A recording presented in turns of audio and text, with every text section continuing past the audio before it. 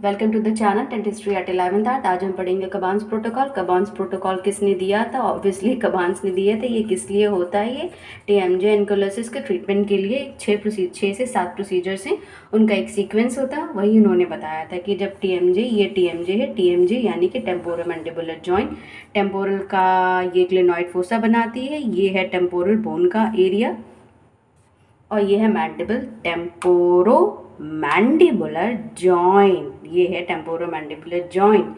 यहाँ पे एनकलोसिस हो जाती है, ये पूरा बोनी फ्यूजन होता है, इनके बीच में आर्टिकुलर डिस्क भी होती है और यहाँ पे बोनी फ्यूजन हो जाता है, बोनी चंक एक पूरा बन जाता है, जिसकी वजह से कॉन्डाइल के मूवमेंट्स बिल्कुल जीरो आते हैं, मैंडिबल बिल्कुल भी हिलता डुलता नहीं, माउथ ओपनिंग जीरो हो जाती है। एनक्लोसिस कई कारणों से हो सकती है। बेसिकली इसका एक बहुत ज़्यादा ईयर इन्फेक्शन भी हो गया है तो वहाँ तक पहुँच गया, और ट्रॉमा एक बहुत मेजर कॉज है इसका। तो अब देखते हैं, अभी एनक्लोसिस हो गई तो कबान्स के कौन कौन से प्रोसीजर्स हैं जिससे हम इसको ट्रीट कर सकते हैं। तो सबसे पहले यहाँ पे लगभग हमें 2.5 सेंटीमीटर, 1.5 सेंटीमीटर से 2.5 सेंटीमीटर बोनी चंक हटा देना होता है, ये जितना भी एनक्लोस पार्ट है। तो अगर हम इसको ये हटा देंगे तो इस तरीके से हमें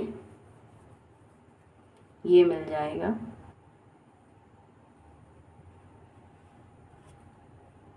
ठीक है, अब यहाँ पे क्या होता है, कॉन्डाइल मूव नहीं कर रहा था तो कोरोनॉइड के ऊपर भी जो टेम्पोरालिस मसल है वो भी एट्रोफाइड हो जाती है, तो वहाँ पे भी कोई मूवमेंट, इतना भी करने से कोई भी मूवमेंट में बहुत अच्छा इंप्रूवमेंट नज़र नहीं आता है, तो ये भी हमें हटा देना है।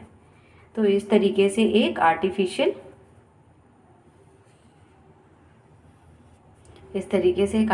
कॉन्डाइल मिल जाता है। ये हो गए 2 प्रोसीजर। सबसे पहले हमने यहाँ पे एक बोनी चंक हटा दिया जो कि 1.5 सेंटीमीटर से 2.5 सेंटीमीटर का होता है। उसके बाद में मूवमेंट में आपको कोई भी बेनिफिशियरी रिजल्ट्स नहीं मिलेंगे, क्योंकि यहाँ पे जो टेम्पोरल मसल होती है कोरोनाइड प्रोसेस के ऊपर, वो भी उसकी भी एट्रोफी हो जाती है, तो ये भी हटा दिया। अब इन 2 प्रोसीजर के बाद हम क्या देखते हैं कि माउथ ओपनिंग कितनी है। माउथ ओपनिंग अगर 35 mm हो रखी है तब तो बहुत अच्छी बात है, लेकिन अगर इससे कम हो रखी है तो सेम प्रोसीजर हम दूसरी तरफ भी करेंगे। दूसरी तरफ यानी कि दूसरे कॉन्डाइल पे, 2 कॉन्डाइल में लेफ्ट और राइट, तो जिधर एनकलोसिस है उधर का तो हम ट्रीटमेंट करेंगे ही। मान लिया कि लेफ्ट साइड अगर एनकलोसिस है तो उधर कोरोनाइड प्रोसेस और कॉन्डाइल प्रोसेस दोनों हटा दिया। उसके बाद अगर माउथ ओपनिंग देखते हैं, अगर बहुत कम है यानी कि 35 mm भी नहीं है, इससे भी कम है, तो हम राइट साइड भी सेम प्रोसीजर करेंगे। और ये जो सेम प्रोसीजर है ये 3rd पार्ट में आता है। तो दोनों तरफ लगभग हमें इस तरीके का एक आर्टिफिशियल कॉन्डाइल मिल जाता है, जो कि एक ही होता है, सिंगल ही होता है। ठीक है, इसके बाद करते हैं कि 2 न्यू टीएमजे लाइनिंग हमें बनानी होती है। न्यू टीएमजे लाइनिंग बनानी होती है, आर्टिकुलर डिस्क होती है। यूजुअली नहीं, अगर हमें आर्टिकुलर डिस्क बोनी चंक को हटाने पे अगर हमें अच्छी मिल जाती तो उसे प्रिजर्व करके दोबारा प्लेस कर देते हैं। अगर नहीं मिलती है तो टेम्पोरालिस फेशिया को एक्सटेंड करके, यहाँ पे टेम्पोरालिस फेशिया को एक्सटेंड करके न्यू टीएमजे लाइनिंग देनी होती। न्यू टीएमजे लाइनिंग क्यों देंगे? क्योंकि जब टेम्पोरल बोन से अटैच होगा तो फिर वो शॉक एब्जॉर्ब नहीं करेगा, फिर वो बिजली कड़केगी आई में तो इरिटेशन होगी ना, 2 बोन्स आपस में टकराएंगी। तो उन सब के लिए हमें नई टीएमजे लाइनिंग की ज़रूरत होती है, आर्टिफिशियल आर्टिकुलर डिस्क की ज़रूरत होती है, या फिर यूजुअली टेम्पोरालिस फेशिया ही यहाँ पे प्लेस कर देते हैं। तो ये इन दोनों के बीच का एक मिल जाता है। ये हो गया 4th पॉइंट। और 3rd पॉइंट क्या होता है, इतना सब कट करने के बाद हमें ग्राफ्ट की ज़रूरत पड़ती है। ग्राफ्ट की क्यों ज़रूरत पड़ती है? क्योंकि रैमस इससे थोड़ा सा छोटा हो जाता है, तो रैमस हमें रिकन्स्ट्रक्ट करना होता है, जिसके लिए कि हमें एक कॉस्टोकॉन्ड्रल ग्राफ्ट की ज़रूरत होती है, वो कि हमें रिब से मिलती है यूजुअली 4 से 6 या 5 से 6 के बीच में हम कार्टिलेज वहाँ से लेते हैं, 4 से 5 सेंटीमीटर की लेते हैं और यहाँ पे प्लेस करते हैं, जिससे कि हीलिंग अच्छी होती है और रैमस की अच्छी ग्रोथ हो जाती है, तो अच्छा रिजल्ट आता है। ग्राफ्ट प्लेसमेंट हो गया, that is the 5th point. अब क्या होता है, रिजिड फिक्सेशन करना होता है। रिजिड फिक्सेशन का मतलब है कि अब ये तो ऐसे तो लटके रहेंगे ना, ये तो आर्टिफिशियल बन गए, तो ये अब यहाँ पे कैसे प्लेस होंगे? ऐसे तो लटके रहेंगे, तो यहाँ पे इस तरीके से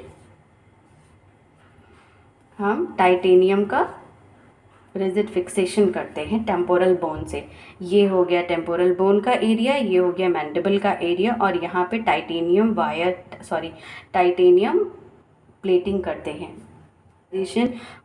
7th पॉइंट बहुत इंपॉर्टेंट है, that is early mobilisation. Early mobilisation मतलब कि बहुत ज़्यादा दिन तक वेट नहीं करना होता है, हमें पेशेंट को एक्सरसाइज के लिए बोलना होगा जिससे कि माउथ ओपनिंग उसकी करानी होगी, और जिसमें कि फोर्सफुली माउथ ओपनिंग भी कराई जाती है। पेशेंट को बोला जाता है कि आइसक्रीम स्टिक्स इंक्रीज़ करनी है।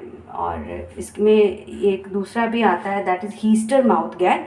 हीस्टर माउथ गैग वो भी इस्तेमाल किया जाता है। तो 10 दिन तक पेशेंट को रेस्ट करने के लिए बोलेंगे। 10 दिन के बाद से एग्रेसिव फिजियोथेरेपी स्टार्ट की जाती है, काफ़ी पेनफुल भी होती है।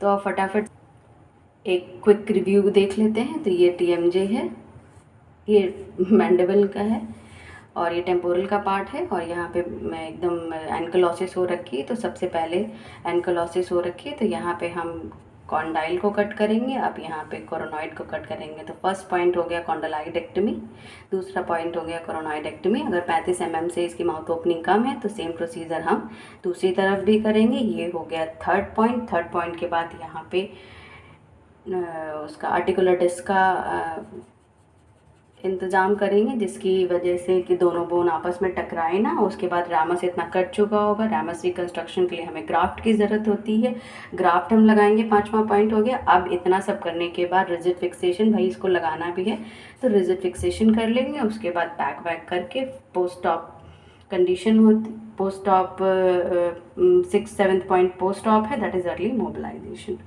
Hope it's clear. और इसका अब हम निमोनिक, इसमें 2 तरीके के क्वेश्चन आ सकते हैं। एक तो सीक्वेंस से आता ही आता है, बाकी ये बहुत जल्दी पूछा जाता है कि कबान्स प्रोसीजर किस लिए यूज़ किया जाता है। तो ये इसका एक ये निमोनिक है कि कबान। निमोनिक इसलिए क्योंकि वहाँ पे जब एग्ज़ाम आता है तो एकदम से याद नहीं आता ये किस लिए है, क्योंकि सारे ऑप्शन लगभग रिलेटेड ही रहते हैं, एनकलोसिस, TMJ ट्रॉमा, या और तो ऑप्शंस याद नहीं रहते, लेकिन वहाँ पे सब एकदम एक ही जैसे लगते हैं, इसलिए थोड़ा ये ज़रूरत पड़ जाती है।